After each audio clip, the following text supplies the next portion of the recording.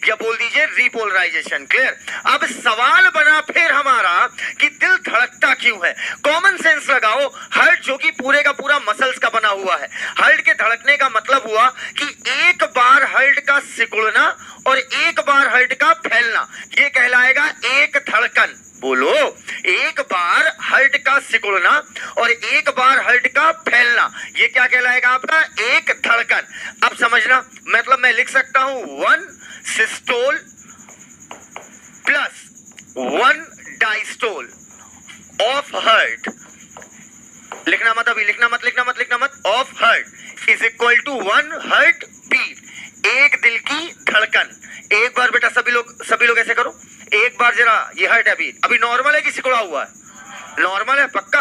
अब एक बार इसे सिकोड़ो धीरे धीरे, ये क्या हो रहा है? सिस्टोल। एक सिस्टोल हो गया ना, एक हुआ। अब ये क्या हुआ? एक डायस्टोल। तो एक सिस्टोल और एक डायस्टोल मतलब एक हार्ट बीट। बताओ अब कितनी हार्ट बीट हो गई? 1.5।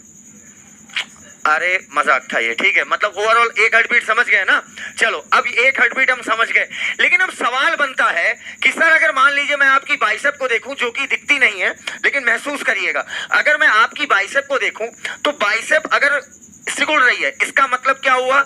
इसे कोई ना कोई स्टिमुलस मिल रहा है, कोई ना कोई इसे उंगली करेगा। बेटा कॉमन सेंस लगाओ, अगर तुम उंगली करोगे तो मैं खट से ऐसे करूंगा, तो बाइसेप बाई मसल अगर सिकुड़ रही है, हार्ट भाड़ में क्या मैं मसल बोल रहा हूं? अरे भाई हार्ट भी तो मसल का ही बना हुआ है। तो बेटा ये बताओ, अगर मैं कह रहा हूं बाइसेप सिकुड़ रही है, इसका मतलब कोई ना कोई क्या मिला है? स्टिमुलस। अच्छा कॉमन सेंस लगाओ, अगर मान लो मैं कहीं ऐसे रिलैक्स होकर खड़ा हूं और मैं एकाएक ऐसे कर जाऊं, इसका मतलब किसी ने मुझे क्या करी? उंगली करी, तभी तो मैं सिकुड़ा। बोलो।